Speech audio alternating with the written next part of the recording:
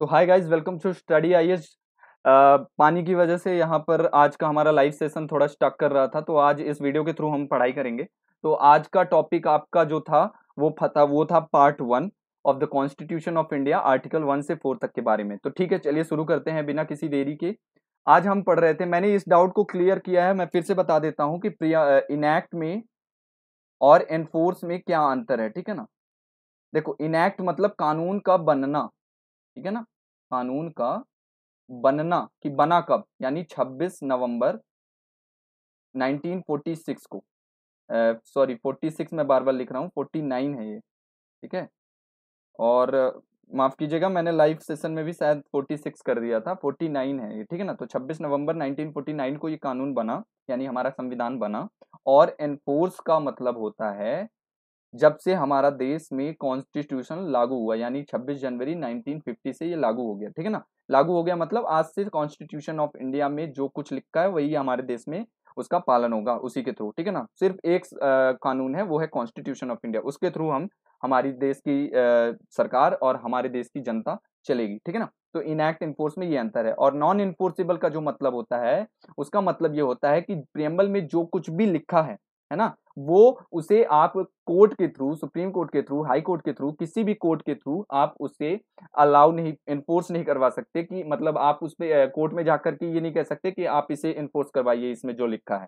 क्यों? क्योंकि non enforceable है। लेकिन इसके अलावा जैसे फंडामेंटल राइट एनफोर्सेबल है, तो फंडामेंटल राइट अगर आपका उल्लंघन होता है तो आप सीधे कोर्ट में जा सकते हैं, लेकिन इसमें नहीं जा सकते। तो नॉन एनफोर्सेबल का मतलब कि आप कोर्ट के थ्रू से इन्फोर्स नहीं करवा सकते। ठीक है ना, लागू नहीं करवा सकते। नाउ आज हम पढ़ने वाले हैं पार्ट 1 के बारे में। तो पार्ट 1 देखो, सबसे पहले जो कॉन्स्टिट्यूशन ऑफ इंडिया जो बना है ना, ये एक सीक्वेंस में बना है, कुछ भी कहीं से नहीं उठा करके डाल दिया गया है। तो पार्ट 1 में क्या बताया गया है? Union and its territory. ठीक है ना। तो यूनियन में कौन कौन सी चीजें शामिल होंगी और इसकी टेरिटरी में कौन कौन सी चीजें शामिल होंगी, ये बताया गया है। तो union and its territory. Part 2 में क्या बताया गया है? पार्ट 2 में सिटीजनशिप। ठीक है। अब या हमारा एक डिफाइंड टेरिटरी हमको मालूम हो गई यूनियन में, पार्ट 1। अब उसके बाद अब वहां लोग कैसे रहेंगे ये डिफाइंड हो गया सिटीजनशिप के थ्रू, तो पार्ट 2 में ये आ गया। पार्ट 3 में कौन क्या डिफाइंड, अब लोग तो समझ में आ गया कि ये लोग रहेंगे यहाँ पे सिटीजनशिप के थ्रू। ठीक है ना। अब उनके पास राइट कौन कौन से होंगे, तो पार्ट 3 में फंडामेंटल राइट्स है, याद रखना इसके थ्रू याद रखना, सीक्वेंस ऐसे दिया गया। फिर पार्ट 4 में directive principle of the state policy दी गई, मतलब कि जो स्टेट है, गवर्नमेंट है, उसे कैसे अपने देश को चलाना है, उसमें कौन कौन सी बातें वो ध्यान में रखेगा, वो डायरेक्टिव्स दिए गए हैं। ठीक है ना। फिर 4A में, जो कि बाद में इसे ऐड किया गया था 42nd कॉन्स्टिट्यूशनल अमेंडमेंट एक्ट के थ्रू, तो उसमें दिया गया है कि 4A में फंडामेंटल ड्यूटीज, जो कि बाद में ऐड किया, क्योंकि नागरिकों की क्या ड्यूटीज होंगी। ठीक है ना। और ये भी नॉन इन्फोर्सेबल है, ये इन्फोर्सेबल नहीं है, अनलाइक द फंडामेंटल राइट। ठीक है ना, ये याद रखना। फिर 5 में दिया गया है यूनियन के बारे में, उसके चैप्टर 1 में दिया गया है एग्जीक्यूटिव के बारे में। तो इस तरीके से चीजें डिफाइन की गई हैं एक सीक्वेंस वे में। ठीक है ना, एक साइंटिफिक वे लगाया गया है कि कौन सी चीजें पहले आएगी। ठीक ना। आज हम बात करने वाले हैं पार्ट 1 के बारे में। सबसे पहले मैं आपको यहां पर बता देना चाहता हूं कि हम एम लक्ष्मीकांत को रेफर नहीं करेंगे। ठीक है ना, लक्ष्मीकांत को रेफर यहां पे नहीं कर रहे हैं एज अ मेन सोर्स, याद रखना। हम रेफर कर रहे हैं लेकिन मेन सोर्स पे इसे नहीं कर रहे हैं। हम ओरिजिनल कॉन्स्टिट्यूशन ऑफ इंडिया का जो कंटेंट है, उसमें जो टेक्स्ट लिखा गया है, उसको रेफर करके हम यहां पर ओरिजिनल चीजों को समझने की कोशिश करेंगे। देखो, लक्ष्मीकांत की अगर मैं बात करूं ना, तो ये गाइड है। ठीक है ना, एक गाइड है जो प्रॉपर बना करके दी गई है कि आप इसे पढ़ लें। लेकिन सिर्फ लक्ष्मीकांत को पढ़ करके आप इसे एग्जाम को निकालना मुश्किल होगा। So due to various reason Laxmikanth को आप रेफर जरूर करिए, लेकिन पहले आप इस लेक्चर को कवर करेंगे। लेक्चर को कवर करने के बाद आप नोट्स बनाएंगे, लेकिन नोट्स बनाने के पहले आप लक्ष्मीकांत जरूर रेफर कर सकते हैं। तो लेक्चर समझिए, लेक्चर के बाद इसकी पीडीएफ हमारे टेलीग्राम चैनल स्टडी आईएएस पे आपको मिल जाएगी। उसके बाद आप क्या करेंगे कि आप लक्ष्मीकांत को एक बार पढ़ लेंगे। ठीक है। उसके बाद अगर नहीं समझ में आया कुछ, तो आप कमेंट बॉक्स में थ्रू ईमेल मुझसे पूछ सकते हैं। और फिर उसके बाद आप लक्ष्मीकांत एक दो बार और पढ़िए, और जब 2-3 रीडिंग हो जाए उसके बाद किसी भी टॉपिक का कंसोलिडेट नोट्स बनाइए। ठीक है ना। तो नोट्स जरूर बनाना है। तो पहले आपको क्या करना है कि क्लास करनी है, ये वाली क्लास करने के बाद आपको पीडीएफ इससे इसके पढ़ना है। ठीक है, जो कि टेलीग्राम चैनल पे मिल जाएगा। फिर आपको लक्ष्मीकांत भी पढ़ना है। ठीक है ना, एक सोर्स में। और जो कुछ चीजें यहाँ पर छूट गई हो उसे आप लक्ष्मीकांत के थ्रू पढ़ सकते हैं, और अगर कुछ चीजें ना समझ में आए तो through the comment, through the email आप मुझसे पूछ सकते हैं, ठीक है ना। और इसके बाद आपको जा करके नोट्स बनाना है, ठीक है ना। लास्ट में 4 बार पढ़ने के बाद नोट्स बनानी है, डायरेक्ट नोट्स मत बनाने लगना वरना अलग किताब लिख दोगे अपने से, ठीक है। नाउ तो पार्ट 1 मैं ये जो कंटेक्स्ट बढ़ा रहा हूं ये पूरा ओरिजिनल कॉन्स्टिट्यूशन से है, तो ठीक है। इसको पढ़ने के बाद आपको जब आप लक्ष्मीकांत पढ़ेंगे तो A to Z आपको समझ में सारी चीजें आ जाएंगी, ठीक है। तो पहला पार्ट क्या कहता है कि यूनियन एंड इट्स टेरिटरी। तो आर्टिकल 1, ये आर्टिकल 1 है। आर्टिकल 1 क्या बताता है कि भारत देश का जो नाम है, मतलब ये जो स्टेट है उसका क्या नाम होगा, इसकी कौन कौन सी टेरिटरी होगी। तो name and the territory of India, तो आर्टिकल 1 क्या कहता है, name and territory of India, और उसमें 3 क्लॉजेज हैं। फर्स्ट क्लॉज क्या कहता है, जो भारत का नाम बताता है, ठीक है ना। तो स्टेट का नाम क्या होगा, इंडिया एंड भारत। देखो, India that is Bharat shall be the union of state. India जो कि भारत भी है। देखो एक्चुअली में हुआ क्या कि साउथ में और नॉर्थ में, सॉरी नॉर्थ में एंड साउथ में, नॉर्थ इंडिया और साउथ इंडिया में एक डिबेट थी कि नॉर्थ इंडिया वाले चाहते थे कि भारत नाम पड़े देश का, ठीक है, लेकिन साउथ इंडिया वाले चाहते थे कि हम हिंदी में क्यों नाम लें, हमको इंडिया ही जमता है, हम इंडिया ही बोलेंगे। तो हमारे कॉन्स्टिट्यूशन मेकर्स ने क्या करा, उन्होंने बोला ठीक है हम बीच का रास्ता लेते हैं, हम दोनों चीजें यहां पर इसको सिलेक्ट करते हैं। तो इन्होंने क्या कहा, इंडिया दैट इज भारत, यानी इंडिया जिसका नाम भारत भी है, शैल be the union of state. और यूनियन ऑफ स्टेट का मतलब क्या है मैं अभी नेक्स्ट स्लाइड में बताऊंगा, लेकिन उससे पहले नेक्स्ट क्लॉज क्या कहता है कि state and its territory thereof shall be as specified in the first schedule. मतलब कि आप जानते हैं जब कॉन्स्टिट्यूशन बना था तो 8 शेड्यूल थे, आज की डेट में 12 शेड्यूल है। तो ये जो शेड्यूल है ना, तो इसमें से जो फर्स्ट शेड्यूल है उसमें क्या दिया गया है, फर्स्ट शेड्यूल में बताया गया है कि भारत के जो एज ए यूनियन है भारत, उसके अंदर कौन कौन सी टेरिटरी शामिल होंगी, कौन कौन सी उसकी स्टेट शामिल होंगे, इसके बारे में डिस्कशन किया गया। तो आर्टिकल 1 क्लॉज 2 क्या कहता है, that the state and the territory shall be specified in the first schedule. तो फर्स्ट शेड्यूल में इसके बारे में बात की गई है, ठीक है ना। नाउ आर्टिकल 1 क्लॉज 3 क्या कहता है, ये कहता है the territory of India shall comprises of territory of state, union territory in the first schedule specified and such other territories as may be acquired. तो मैंने यहाँ पे एक क्वेश्चन आपसे पूछा था, तो आपको जल्दी से बताना है दैट टेरिटरी ऑफ इंडिया जो कि यहाँ पे मेंशन है, और union of India, union of India जो कि ये है union of state, union of India, union of state और टेरिटरी ऑफ इंडिया में कौन सा टर्म ब्रॉडर है, किसकी वैल्यू ज्यादा है। तो इसका आंसर होगा दोस्तों, territory of India broader term है। बताओ क्यों, क्योंकि टेरिटरी ऑफ इंडिया यहाँ पे मेंशन है, आप देख सकते हैं जैसा कि टेरिटरी ऑफ इंडिया में 3 चीजें इंक्लूड हैं। टेरिटरी ऑफ स्टेट यानी जितने भारत में राज्य हैं उनकी टेरिटरी, उनका एरिया, ठीक है ना। और दूसरा यूनियन टेरिटरी, केंद्र शासित प्रदेश, उनकी भी टेरिटरी को स्पेसिफाइड मेंशन किया गया है जो फर्स्ट शेड्यूल में बताया गया है, ठीक है ना। और तीसरा सच अदर टेरिटरी, ऐसी कोई भी टेरिटरी जिसे भारत फ्यूचर में, नियर फ्यूचर में एक्वायर करता है, मतलब उसे अपने भारत में शामिल कर लेता है। तो टेरिटरी ऑफ इंडिया के अंतर्गत 3 चीजें इंक्लूड होंगी, एक भारत के राज्य, एक भारत के केंद्र शासित प्रदेश, और एक ऐसा एरिया जिसे भारत नियर फ्यूचर में एक्वायर करता है, चाहे वो वॉर के थ्रू हो, चाहे सेसेशन के थ्रू हो, चाहे फिर लीज पे हो।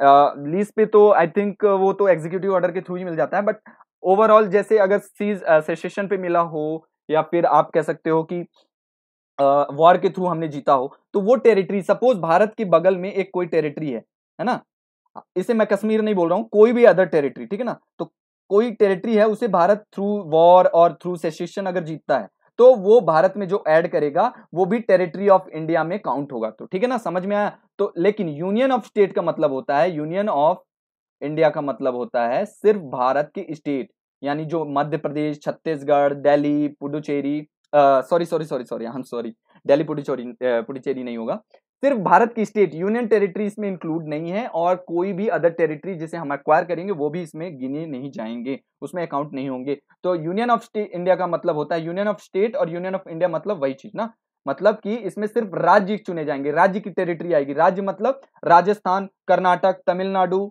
है ना, मध्य प्रदेश, छत्तीसगढ़, ये जो राज्य हैं सिर्फ ये इसमें काउंट होंगे। तो यूनियन ऑफ इंडिया में सिर्फ भारत के राज्य शामिल होंगे, अदरवाइज जो टेरिटरी ऑफ इंडिया है इसमें यूनियन ऑफ इंडिया यानी जो भारत के राज्य हैं वो, और साथ में यूनियन टेरिटरी, और ऐसी कोई टेरिटरी जिसे हम बाद में जाकर के एक्वायर करते हैं वो भी शामिल होगा। तो यहाँ पे बात क्लियर।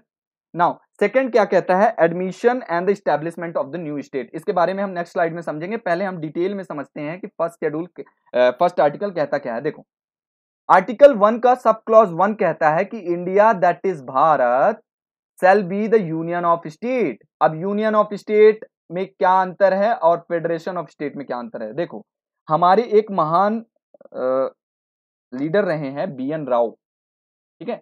तो B N Rao he was the jurist, he was the civil servant, है ना, he was the member of the he was the member of the constituent assembly, है ना।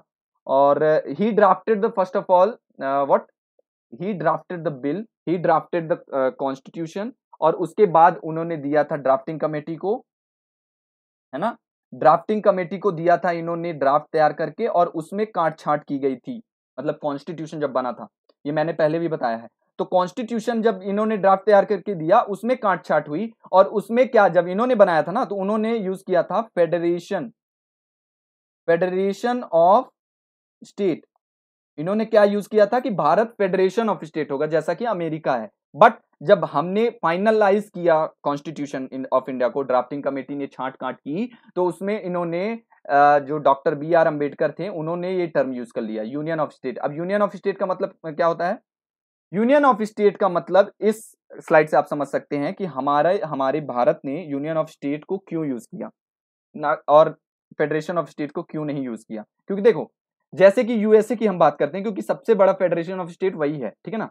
सो फेडरेशन ऑफ स्टेट यूएसए से हमें समझ में आता है कि यूएसए में जो वहां के जो 13 कॉलोनीज थी प्रीवियस में, जो ब्रिटेन की कॉलोनीज थी, उन्होंने कंसोलिडेट करके, है ना, उन्होंने ही एग्रीमेंट करके एक राज्य की स्थापना की जिसे कहा गया यूनाइटेड स्टेट ऑफ अमेरिका। तो इसका मतलब उस टाइम पे ये समझा जाता था कि अगर हम फेडरेशन बनाएंगे, फेडरेशन मतलब जो है वो एग्रीमेंट होता है बिटवीन स्टेट, क्योंकि अमेरिका आया था इसी समय, मतलब प्रीवियस टर्म में अमेरिका आ चुका था। तो उसका मतलब ये समझा जाता था कि फेडरेशन जो है as a result of agreement between the state आता है, मतलब कि स्टेट्स ने एक एग्रीमेंट साइन किया और इसके बाद में फेडरेशन एक यूनियन के तौर पे आता है।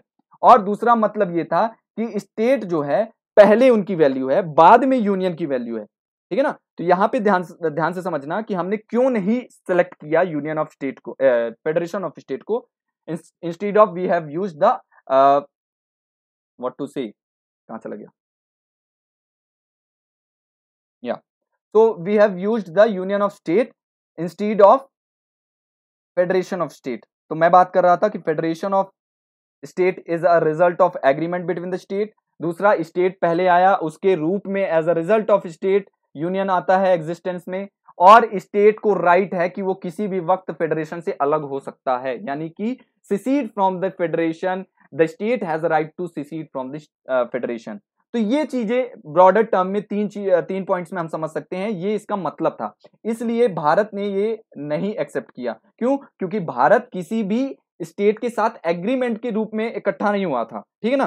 तो हमने क्यों नहीं इसे सेलेक्ट किया, because India as a union, as a national country, as a nation, as a territory, मतलब संघ, हम पहले एग्जिस्ट करते हैं और राज्य बाद में आता है, ठीक है। So India as a union exist first, as a result of which, जिसके रिजल्ट के तौर पे स्टेट आता है, क्योंकि हमें एडमिनिस्ट्रेशन इजिली चलाना है, उसके लिए हमने स्टेट्स को सेलेक्ट किया, ठीक है ना, स्टेट्स में डिवाइड करा क्योंकि एडमिनिस्ट्रेशन इजी हो जाए। अदरवाइज यूनियन का ही महत्व है। तो union exist first and as a result of which the state came into the existence. और स्टेट को किसी भी प्रकार का राइट नहीं है to secede from the federation, यानी कि भारत से अलग होने का कोई भी अधिकार राज्य को नहीं है। और that's why we have used this term union of state. Union of state का मतलब यही है कि हम भारत जो है राज्यों का संघ है। ये एज अ रिजल्ट ऑफ संघ ये एग्जिस्टेंस में आया है, पहले यूनियन आया है, फिर स्टेट आया है because of convenience in the administration. और राज्यों को ये कोई अधिकार नहीं है कि वो फेडरेशन से, वो संघ से अलग हो सके। Got it. और इसीलिए भारत के लिए ये यूज किया जाता है term that India is a indestructible union of destructible state. मतलब यूनियन को आप तोड़ नहीं सकते, लेकिन आप राज्यों को तोड़ सकते हैं। डिस्ट्रक्टिबल का मतलब होता है आप इसे खंड कर सकते हो। इसीलिए हम स्टेट की बाउंड्री बदल देते हैं आर्टिकल 3 से, अभी समझ में आएगा नेक्स्ट स्लाइड में। बट आप अभी समझो कि यूनियन ऑफ डिस्ट्रक्टिबल का मतलब होता है कि आप राज्यों की सीमाएं, नाम, ये सब बदल सकते हो, but as a union, as a India आप इसे बदल नहीं सकते, इसे खंड खंड नहीं कर सकती, ठीक है ना, बात clear. That's why we have used the union of state. तो आर्टिकल 1 क्या कहता है यहाँ पर, that India, that is Bharat, shall be the union of state, बात क्लियर, भारत राज्यों का संघ होगा, ठीक है ना। And that's why we have not used the federation of state. तो अगर आपसे कोई पूछे कि यूनियन ऑफ स्टेट क्यों ऐड किया गया instead of federation of state, तो आप इन 3 पॉइंट को जिक्र करेंगे, और भारत ने क्यों यूज किया आप इसे यहां से बता देंगे, ठीक है। नाउ अब आर्टिकल 1 क्लॉज 2 क्या कहता है कि state and territory in the first schedule. देखो यहां पे बताया गया है the names of the state and the union territory and their territorial extent are mentioned. मैंने पहले ही बताया कि जितने भी यूनियन हैं, मतलब जितनी भी स्टेट्स हैं यूनियन के अंतर्गत, वो फर्स्ट शेड्यूल में बताए गए हैं। जितनी भी टेरिटरी यूनियन के अंतर्गत आती है फर्स्ट शेड्यूल में मेंशन किया गया है। तो ये सिर्फ बताया गया है आर्टिकल 1 क्लॉज 2 में कि state and territory first schedule में मेंशन है, बस दैट्स इट, इससे ज्यादा कुछ नहीं। आर्टिकल 1 क्लॉज 3 कहता है कि territory of India can be classified into 3 categories. फिर वही जो मैंने अभी बताया कि ये 3 चीजों से मिलकर बनी है territory of India. Territory of state, state गिने जाएंगे इसमें, union territories and territories that may be acquired by the government of India in any time, in any near future, ठीक है ना, बहुत बात क्लियर। नाउ आर्टिकल 2 क्या कहता है, देखो आर्टिकल 1 में 3 क्लॉज थे, हम समझ चुके हैं, लेकिन आर्टिकल 2 कहता क्या है। आर्टिकल 2 कहता है दैट एडमिशन और establishment of the new state, किसी भी नए स्टेट को भारत में अगर लेना हो तो वो आर्टिकल 2 से लेंगे, लेकिन कब, देखो अगर किसी स्टेट को हम भारत में एंट्री दे रहे हैं, ठीक है ना, भारत में उसे एडमिट कर रहे हैं, तो कैसे करेंगे। देखो आर्टिकल 2 में बेसिक लिखा ये है कि पार्लियामेंट में बाय लॉ, सबसे महत्वपूर्ण बात ये है कि पार्लियामेंट में बाय लॉ, लॉ के थ्रू पार्लियामेंट के पास ये अधिकार है to admit into the union what, और इस्टेब्लिश, एडमिट कर सकता है और इस्टेब्लिश कर सकता है न्यू स्टेट को on such terms and condition as it thinks fit. अब इसका मतलब क्या है, एक एक वर्ड का मतलब यहाँ पे समझना। दैट द पार्लियामेंट में बाय लॉ, उसके पास ये अधिकार है कि किसी भी स्टेट को वो एडमिट कर सकता है। देखो Bharat, suppose this is India, ठीक है ना, यहाँ पर कोई स्टेट है, सपोज सिक्किम, सिक्किम पहले स्टेट था, ऑटोनोमस स्टेट था under the Chogyal dynasty, Chogyal वंश के शासक वहां पर राज करते थे, ठीक है ना। तो उसे कैसे एंटर किया गया, वो 35th कॉन्स्टिट्यूशनल अमेंडमेंट आया था, फिर 36 में उसे ओमिट कर दिया गया। ये सब हमें जब सिक्किम के बारे में बात करेंगे आप कुछ टाइम बाद, तो हम ध्यान से समझेंगे, डिटेल समझेंगे। लेकिन अभी आप ये समझो कि अगर कोई स्टेट है, बाहरी स्टेट है, ये सपोज सिक्किम, सिक्किम क्योंकि पहले से राज्य था, उसकी पहले से राज्य एक डेजिग्नेशन था, ठीक ना, तो उससे भारत ने एडमिट किया आर्टिकल 2 के तहत, ठीक।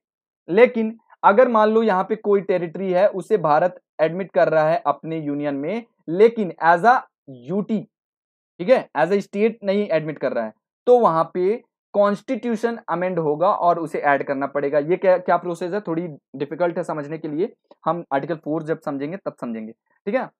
तो भारत में जब किसी स्टेट को ऐड करना है, जैसे ये स्टेट है, पहले से ही ये स्टेट के तौर पे सबको मालूम है, तो इसे हम ऐड करेंगे आर्टिकल थ्रू के थ्रू, ठीक है ना, 2 के थ्रू। इसीलिए यहाँ पे कहा गया है कि एडमिटेड, एडमिट करना है मतलब एडमिट कर रहे हैं इस स्टेट को भारत की यूनियन में।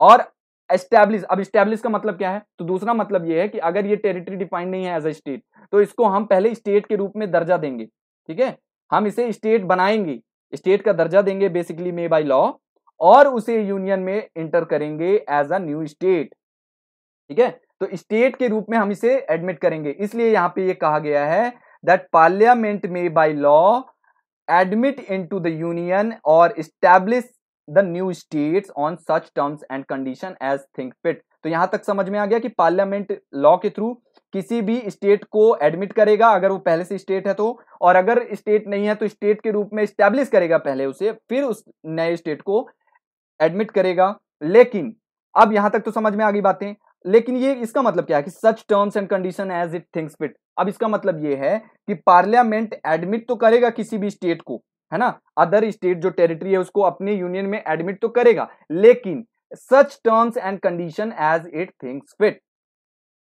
इसका मतलब है कि उसे अगर कुछ प्रकार की टर्म्स एंड कंडीशंस को इंपोज करना हुआ उस स्टेट पे, जैसे कि हम किसी स्टेट को एंटर कर रहे हैं अपने यूनियन में, तो हम कोई भी शर्त रख सकते हैं और अगर उसे एंटर होना है तो उस शर्त को अनिवार्य रूप से फॉलो करना होगा। और इसी का मतलब है कि जैसा कि पार्लियामेंट को ठीक लगता है, as it thinks fit, the parliament can impose the such terms and condition on to this new kind of state. बात क्लियर? तो यहाँ इसका एक एक वर्ड का मतलब मैंने समझा दिया। अगर कोई डाउट है तो प्लीज कमेंट बॉक्स में लिख के बताइए और ईमेल करके बताइए, मैं आपका आंसर दूंगा, ठीक है ना। सो एडमिशन और the establishment of the new state का मतलब है कि पार्लियामेंट में बाय लॉ, मैं फिर रिपीट कर रहा हूं, ध्यान से सुनना, बहुत इंपॉर्टेंट आर्टिकल है। तो पार्लियामेंट में by law admit into the union और the establish it on the new state on such terms and condition as it thinks fit. Parliament के पास ये अधिकार है कि वो किसी भी स्टेट को एडमिट कर सकता है, और अगर कोई भी territory as a state admit नहीं हो रही है तो उसे एज अ स्टेट पहले वो दर्जा देगा, एस्टैब्लिश करेगा और फिर उस स्टेट को एडमिट करेगा with some kind of terms and condition, अगर उसे ऐसी कोई टर्म्स एंड कंडीशन इंपोज करना अनिवार्य लगता है तो। और एक महत्वपूर्ण बात यहाँ पे याद रखना कि कोई भी न्यू स्टेट जो भी है, अगर वो भारत में एंट्री ले रहा है, ठीक है ना, इंडिया में आ रहा है, तो वो डायरेक्ट ये डिमांड नहीं कर सकता, they do not have a right to demand the behavioral, like the behavior of the state or the India to do the same as the India is doing with the other type of state। मतलब इसका मतलब ये है कि जैसे कि भारत अन्य अपने राज्यों के साथ बिहेवियर करता है, उसका बिहेवियर है, व्यवहार करता है, सेम उसी प्रकार का बिहेवियर वो इस राज्य से नहीं कर सकता। क्यों? और ना ही राज्य के पास ये अधिकार है टू डिमांड दिस, बिकॉज नया स्टेट है, ऑफ कोर्स उसको एडमिनिस्ट्रेशन करने के लिए पॉलिसी बनानी पड़ेगी, टाइम लगेगा मेंटेन करने के लिए, है ना, स्टैब्लिश करने में टाइम लगता है, तो इसलिए वो तुरंत ये डिमांड नहीं कर सकती। इसका मतलब ये भी है, ये याद रखना, ठीक। तो आई थिंक आर्टिकल 2 क्लियर हो गया है आपका। नाउ आर्टिकल 3 के बारे में बात करेंगे कि आर्टिकल 3 कहता क्या है। देखो आर्टिकल 3 बहुत इंपॉर्टेंट है। आर्टिकल 3 ये बताता है कि reorganization of the existing state and UT. देखो फॉर्मेशन यहाँ पे लिखा क्या है, पहले मैं पढ़ देता हूं, फिर उसके बाद हम एक एक वर्ड का मतलब समझेंगे। देखो formation of the new state, alteration of areas, boundaries, names of existing states. मतलब किसी भी प्रकार की न्यू स्टेट को बनाना है, न्यू स्टेट को मतलब भारत का जो यूनियन ऑफ स्टेट है उसके अंतर्गत अगर कोई नया राज्य बनाना है तो वो अधिकार है। अल्ट्रेशन, है ना, और बाउंड्री दो बाउंड्री को अलग अलग करना है, किसी भी स्टेट को मर्ज करना है, किसी भी स्टेट के नाम को बदलना है, ये सब पावर किसके पास है? ये पावर पार्लियामेंट के पास है, ठीक है ना। तो पार्लियामेंट में बाय लॉ, आर्टिकल 3 के अंतर्गत ये जो ABCD क्लॉज है इसमें क्या कहा गया है ये ध्यान से समझिए। तो पार्लियामेंट के पहली बात तो ये याद रख लो कि ये बोला क्या गया है, रीऑर्गेनाइजेशन, मतलब जो एग्जिस्टिंग स्टेट्स हैं जैसे मध्य प्रदेश, छत्तीसगढ़, है ना, ये जितने भी स्टेट्स हैं इस प्रकार के 28 स्टेट हैं आज की डेट में, तो इन स्टेट को अगर तोड़ना हो, मतलब दो राज्यों में डिवाइड करना हो, बाउंड्री बदलना हो, या फिर मर्ज करना हो, या फिर नए नाम बदलना हो राज्यों के, तो ये सब पावर आर्टिकल 3 से दी गई है, ठीक है। लेकिन किसके पास है ये पावर? पार्लियामेंट के पास है, ठीक। तो पहला क्या कहता है कि to form a new state by the separation of the territory from any state, किसी भी दो टेरिटरी को, ये यहां कहा गया है कि from a new state bye a separation of territory from any state, किसी भी टेरिटरी, कोई एग्जिस्टिंग स्टेट है सपोज आंध्र प्रदेश, उससे जब जिसको तेलंगाना को हटाया गया तो हम सेपरेट कर रहे हैं टेरिटरी को, तो वो कर सकते हैं आर्टिकल 3 के तहत, ठीक है ना। क्लॉज 1 यही कहता है, clause A, by uniting two, किसी भी दो राज्यों को जोड़ सकते हैं, ठीक है ना। मोर स्टेट और पार्ट ऑफ स्टेट, किसी को भी हम जोड़ सकते हैं। यूनाइट एनी टेरिटरी, किसी भी स्टेट के पार्ट को हम जोड़ सकते हैं, ठीक है ना। ये आर्टिकल 313A प्रोवाइड कराता है, लेकिन करेगा कौन? वही पार्लियामेंट, ये याद रखना। हम इंक्रीज कर सकते हैं किसी भी स्टेट की बाउंड्री को, हम डिमिनिश कर सकते हैं, घटा सकते हैं किसी भी स्टेट की बाउंड्री को, हम अल्टर कर सकते हैं किसी भी स्टेट की बाउंड्री को, और हम अल्टर कर सकते हैं the name of the any state, ठीक है ना। तो ये सारी पावर आर्टिकल 3 में दी गई हैं, ठीक। आर्टिकल 3 के पास 3 क्या कहता है कि किसी भी एग्जिस्टिंग स्टेट का जो बाउंड्री है उसको हम इंक्रीज कर सकते हैं, डिमिनिश कर सकते हैं, बाउंड्री को मर्ज कर सकते हैं, नया स्टेट बना सकते हैं, नाम चेंज कर सकते हैं स्टेट की, लेकिन ये सारी पावर्स स्टेट के पास ना हो करके किसके पास हैं? ये सारी पावर्स हैं पार्लियामेंट ऑफ इंडिया के पास। और इसीलिए मैं आपको बता दूं, मायावती को आप जानते होंगे, द BSP सुप्रीमो मायावती, है ना, इन्होंने जब अपने कार्यकाल में यूपी में क्या किया कि यूपी को 4 उसमें डिवाइड कर दिया, खंड में, है ना। एक रेजोल्यूशन पास करवाया विधानसभा में और कहा कि बुंदेलखंड एक अलग है, मतलब वो होगा, एरिया होगा, और पूर्वांचल अलग है, पश्चिम प्रदेश, मतलब इस टाइप से उन्होंने 4 डिवाइड किया। अब हुआ क्या, इन्होंने रेजोल्यूशन पास कराया विधानसभा में, तो एक क्वेश्चन उठ गया कि ये कर क्या रहे हैं, मतलब इनके पास तो राइट ही नहीं है। तो मतलब ये क्या था, ये पॉलिटिकल स्टेटमेंट था, कुछ नहीं। इससे हुआ क्या, अगर आपने सही से पॉलिटी पढ़ी है, कॉन्स्टिट्यूशन ऑफ इंडिया को पढ़ा है, तो आप सीधे ये बता देंगे कि ये सिर्फ पॉलिटिक्स पॉलिटिक्स चल रही है, बिकॉज अल्टीमेट पावर जो है ये सब करने की, ये पार्लियामेंट के हाथ में है, और पार्लियामेंट तो कर नहीं रही, तो ये सब ऑफकोर्स वेस्ट है। तो दैट्स इट। तो एक पार्ट था, कहने का मतलब यहाँ पे ये है कि ये जो सेंटर है ना, इसके पास बहुत पावर्स हैं इस उसमें, और इस पर्सपेक्टिव में, इस व्यूज में। तो सेंटर यहाँ पे स्ट्रांग है और जो स्टेट्स हैं वो यहाँ पे वीक है, ठीक है ना, ये याद रखना। तो कुल मिला के ये है, आर्टिकल 3 समझ में आ गया। नाउ आर्टिकल 3 में एक प्रोविजो दिया गया है, देखो आर्टिकल 3 ये तो कहता है कि हम ये सारी चीजें करेंगे, मतलब कि हम इंक्रीज कर सकते हैं बाउंड्री, डिक्रीज कर सकते हैं बाउंड्री, अल्टर कर सकते हैं बाउंड्री, है ना, लेकिन नाम चेंज कर सकते हैं, लेकिन इसके लिए यहाँ पे एक प्रोविजो दिया गया है। व्हाट इज प्रोविजो, देखो ये आपको लक्ष्मीकांत में इतना डिटेल नहीं मिलेगा, आप ध्यान से समझो। दैट प्रोविजो दिया गया है, देखो कहीं भी आप प्रोवाइडेड दैट, इस वर्ड को देख लो अगर कॉन्स्टिट्यूशन ऑफ इंडिया में, जहां कहीं भी आपको प्रोवाइडेड दैट मिल जाए, तो आपको वहां पे क्या करना है कि इस वर्ड को देखते ही आपको ये समझ जाना है कि यहां पे अप्लाई किया गया है प्रोविजो। प्रोविजो का मतलब होता है कंडीशन,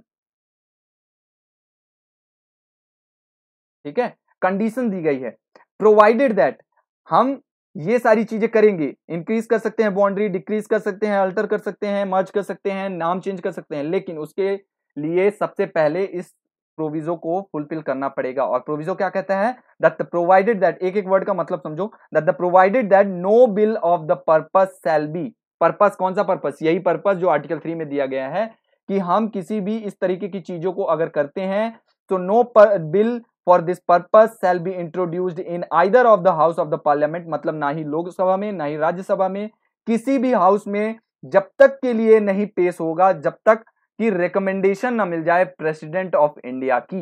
तो सबसे पहले अगर हम इस तरह की चीजें करते हैं, किसी भी स्टेट का नाम बदलते हैं, स्टेट बनाते हैं, तो सबसे पहले भारत के राष्ट्रपति से हमें उनकी रिकमेंडेशन चाहिए होगी। और रिकमेंडेशन लेने के बाद अगर जैसे सपोज जो एक राज्य है, ठीक है ना, सपोज आंध्र प्रदेश को हम लेते हैं, आंध्र प्रदेश, ठीक है ना, आंध्र प्रदेश को तेलंगाना में डिवाइड करना था, तो यहाँ पे 2 राज्य आ रहे हैं, तेलंगाना जो बनकर आएगा उसके लोग, है ना, तो वो एरिया प्लस आंध्र प्रदेश। तो यहाँ पे नेक्स्ट स्लॉट में ये दिया गया है दैट पहले तो प्रेसिडेंट ऑफ इंडिया के पास भेजा जाएगा, फिर प्रेसिडेंट जो कंसर्न स्टेट है ना, यानी कि आंध्र प्रदेश और तेलंगाना, या फिर सपोज तेलंगाना और आंध्र प्रदेश छोड़ो, चलो एक एग्जांपल लेते हैं, suppose suppose this is MP, ठीक है ना, एमपी की ये बाउंड्री है, ये सीजी है, ठीक है ना। अब इस बाउंड्री को हम काट करके, यानी हम डिमिनिश करके इसमें मर्ज कर रहे हैं, ठीक। अब यहाँ पे ये दोनों राज्य कंसर्न है, ठीक है ना। तो अब इन दोनों के लिए प्रेसिडेंट क्या करेंगे, अगर इस टाइप का बिल पार्लियामेंट लेकर आती है तो सबसे पहले प्रेसिडेंट के कंसेंट चाहिए, उसके बाद प्रेसिडेंट क्या करेंगे, इन दोनों राज्य से क्योंकि मतलब है, तो दोनों राज्यों का यहाँ पर कंसर्न आ रहा है, तो प्रेसिडेंट ऑफ इंडिया अपने ऑफिशियल्स के थ्रू मध्य प्रदेश एंड छत्तीसगढ़ दोनों की स्टेट लेजिस्लेटिव असेंबलीज में इसे भेजेंगे, इस बिल को, यानी जो राष्ट्रपति हैं हमारे, उस बिल को through the there official person वो भेजेंगे यहाँ की विधानसभा को। लेकिन विधानसभा में भी भेजने के बाद उनका व्यू जानने का अधिकार दिया जाएगा, यानी उनके विधानसभा को बताना है कि क्या जो हम ये फैसला ले रहे हैं इसमें आपकी क्या राय है, उनका क्या व्यू है, ठीक है ना। तो वही चीज यहाँ पे कहा जा रहा है that unless where the proposal contained in the bill affects the area boundary और name of any state the bill has been referred, वही चीज, referred by the president to the legislature of that state. इसका मतलब ही यही होता है कि उस स्टेट को, उस स्टेट की लेजिस्लेचर को भारत के राष्ट्रपति उसे भेजेंगे फॉर एक्सप्रेसिंग इट्स व्यू, उसकी व्यूज को जानने के लिए कि आपकी राय क्या कहती है इस बारे में, ठीक है ना। लेकिन यहाँ पे ये याद रखना, within the period as mentioned by the president, जितना भी वहां पे प्रेसिडेंट अपनी एक टाइम लिमिट सेट करके देंगे कि इस टाइम लिमिट में आपको आंसर देना है। अब यहाँ पे ध्यान देना दैट अगर प्रेसिडेंट ऑफ इंडिया लेजिस्लेचर को भेजते हैं इस टाइप की कोई भी बिल, ठीक है ना, अब लेजिस्लेचर क्या करता है कि कोई आंसर ही नहीं देता है, तो कंडीशन यहाँ पे ये दी गई है कि अगर लेजिस्लेचर सपोज 1 महीने का टाइम दिया गया है ना, 1 मंथ का टाइम दिया गया कि 1 महीने में आप बता दीजिए अपनी राय कि आपको आपकी राय क्या है इसमें, तो अगर इस 1 महीने लेजिस्लेचर कुछ बोलती ही नहीं है, चुप रहती है, मौन रहती है, कोई जवाब नहीं देती, तो ऑटोमेटिकली इसे माना जाएगा इसका यस, यानी स्टेट का माना जाएगा कि ये इसकी हाँ है, अगर कोई भी जवाब नहीं आता है लेजिस्लेचर से। पहला डिस्कशन, पहली कंडीशन, ठीक ना। दूसरा क्या कहता है, अगर स्टेट हाँ कहता है तब तो ये होगा ही होगा, तब तो नाम बदलना है अगर तो नाम बदलेगा ही, बाउंड्री बदलनी है तो वो तो बदलेगा ही। दूसरी बात, अगर स्टेट मना करता है तो क्या होगा, तो भी स्टेट का वो बाउंड्री और नेम बदलने से कोई उसे रोक नहीं सकता, क्योंकि पार्लियामेंट वहां पे कर रही है और उसे ऐसा करने का अधिकार कॉन्स्टिट्यूशन से मिला है, ठीक है। तो यहाँ पे ये याद रखना कि अगर प्रेसिडेंट जो भेजेंगे लेजिस्लेचर को ये बिल, अगर स्टेट की लेजिस्लेचर उसे हाँ कहती है या ना कहती है या कोई जवाब नहीं देती, doesn't matter, it's just a formality, formality है क्योंकि प्रोविजो दिया गया है और ये फॉर्मेलिटी है, इससे कोई फर्क नहीं पड़ता। पार्लियामेंट चाहे तो इसे ऐसा अपना जो काम है उसे वो कर सकती है, मर्ज कर सकती है, नाम चेंज कर सकती है, ठीक है, लेकिन स्टेट के पास ऐसा कोई अधिकार नहीं है। तो यहाँ पे इसका मतलब क्या हुआ कि जो प्रेसिडेंट है वो सिर्फ ये रिकमेंडेशन उनकी ली जाएगी, क्यों, क्योंकि प्रेसिडेंट भी, अब देखो ये यहाँ पे आप कह सकते हैं कि प्रेसिडेंट अगर मना कर दे तो मना नहीं कर सकते भाई, क्यों, क्योंकि प्रेसिडेंट को आप जानते होंगे प्रेसिडेंट इज अ बाउंडेड, वो बाध्य हैं काउंसिल ऑफ मिनिस्टर्स की बातों को मानने के लिए, और council of ministers headed by the prime minister, उनकी बातों को मानने के लिए प्रेसिडेंट बाध्य हैं, इसलिए वो उसे मना नहीं कर सकते, ये भी एक फॉर्मेलिटी है। तो ये यहाँ पे याद रखना कि अगर किसी भी लॉ को आर्टिकल 3 के तहत किसी भी तरह की चीजों को अप्लाई किया जाता है तो पहले प्रेसिडेंट की रिकमेंडेशन चाहिए और फिर स्टेट कंसर्न की रिकमेंडेशन चाहिए, लेकिन अगर उसकी हाँ हो ना हो कोई मैटर नहीं करता, आपको अल्टीमेट पावर पार्लियामेंट के हाथ में है, वो उसे ऐसा करके ही रहेगी, ठीक है ना।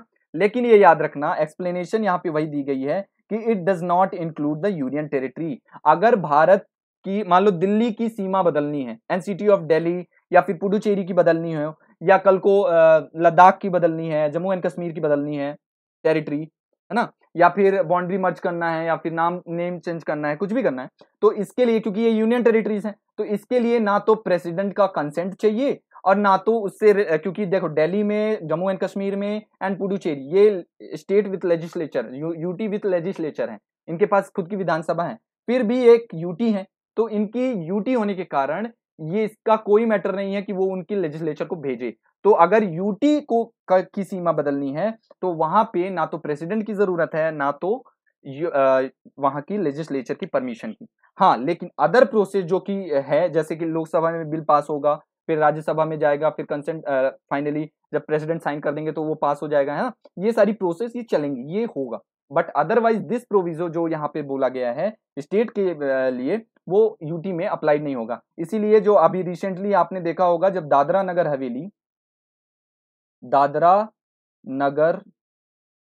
हवेली एंड दमन एंड दीव, इसे मर्ज करके एक स्टेट बनाया गया नाम बदल करके एरिया को, तो वहां पे किसी भी तरीके की कोई भी प्रोविजो को फॉलो नहीं किया गया क्योंकि यूटी थे दोनों, तो वहां पे इन्होंने सीधे पार्लियामेंट से बिल पास करा करके इसे बदल दिया। ठीक, बात क्लियर। नाउ आर्टिकल 4 कहता क्या है, आज हम आर्टिकल 4 तक समझेंगे कि क्या आर्टिकल 4 में कहा गया है, फिर इसके बारे में नेक्स्ट डिटेल कल बात करेंगे, ठीक है ना। तो आर्टिकल 4 कहता है guys that law made under article 2 and 3 provide for the amendment for the first and the fourth schedule. अब ये यहाँ पे एक चीज और ऐड करता है, देखो फोर्थ शेड्यूल क्या कहता है, फोर्थ शेड्यूल बेसिकली बताता है जो सीट्स हैं इन राज्यसभा, सिंपल वर्ड में समझो, द काउंसिल ऑफ स्टेट में यानी राज्यसभा में सीट्स हैं, उनका एलोकेशन कैसे होगा वो फोर्थ शेड्यूल में उसके बारे में डिस्कशन किया गया है। तो ये आर्टिकल 4 यहाँ पे क्या कहता है that laws made under article 2 and 3 provided for the amendment of the first schedule and the fourth schedule and the supplement incidental and the consequential matter, any law referred to the 2 and 3 shall contain such provisions no such law aforesaid shall be deemed to be the amended of this constitution of the purpose of article 368।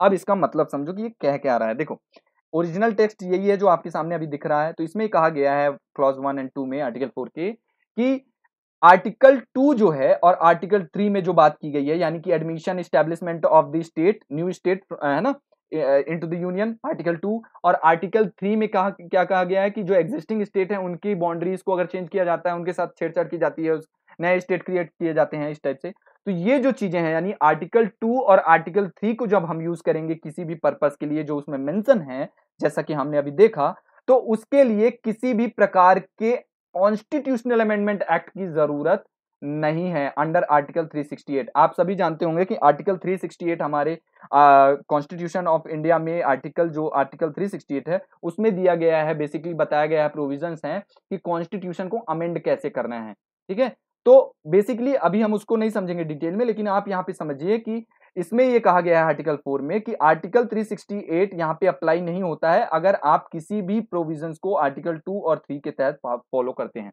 यानी हम अगर किसी भी state को article 2 को use करके add कर रहे हैं तो कॉन्स्टिट्यूशनल अमेंडमेंट एक्ट नहीं माना जाएगा। अगर हम यहां तक की सबसे इंपॉर्टेंट बात ये याद रखना कि अगर हम कॉन्स्टिट्यूशन में कुछ चेंजेस भी करते हैं थ्रू दिस, क्योंकि फर्स्ट शेड्यूल चेंज होगा। अगर मान लो हम सिक्किम को ले रहे हैं, suppose Sikkim is the state, outside state था, उसको जब हम अंदर ले रहे हैं अपने, तो हम फर्स्ट शेड्यूल को भी चेंज करेंगे, लेकिन वो कॉन्स्टिट्यूशनल अमेंडमेंट एक्ट नहीं कहा जाएगा। क्यों?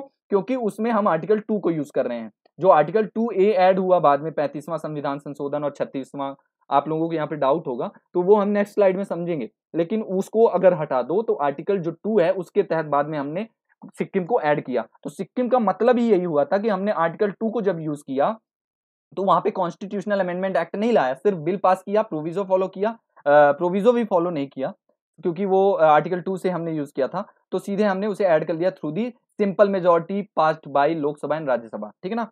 लेकिन आर्टिकल 3 से भी अगर हम कुछ भी करते हैं तो वहां पे कॉन्स्टिट्यूशनल अमेंडमेंट एक्ट नहीं माना जाएगा। जैसे जम्मू एंड कश्मीर अभी रिसेंट हुआ था, आपने देखा 370 को जब खत्म किया गया आर्टिकल 370 को, तो वो जो आर्टिकल 370 को खत्म करना था उसके लिए कॉन्स्टिट्यूशनल अमेंडमेंट एक्ट आया, लेकिन जो हमने नया reorganization of Jammu and Kashmir बनाया वो आर्टिकल 3 का यूज करते हुए बनाया और इसके लिए कोई भी कॉन्स्टिट्यूशनल अमेंडमेंट एक्ट नहीं हुआ है।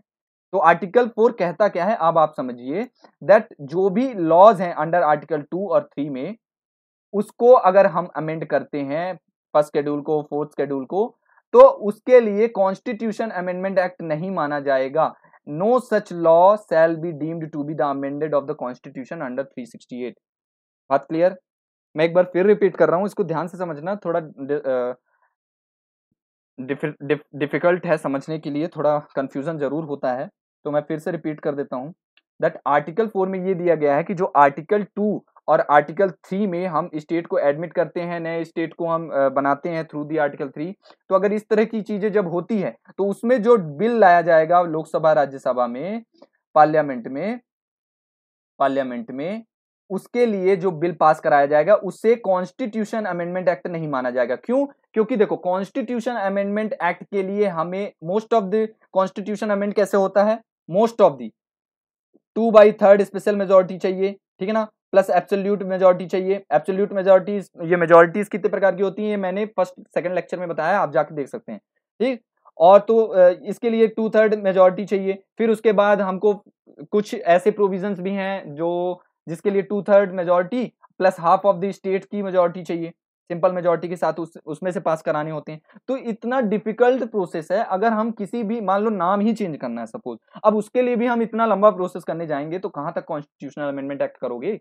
तो दैट्स वाई इसको इजियर बनाने के लिए आर्टिकल 2 एंड 3 को इजी बनाते हुए आर्टिकल 4 में मेंशन किया गया है कि अगर हम आर्टिकल 2 और 3 का यूज करते हुए किसी भी प्रकार की चेंजेस करते हैं तो आर्टिकल 368 के तहत वो कॉन्स्टिट्यूशन अमेंडमेंट एक्ट नहीं माना जाएगा। Got it? बात क्लियर?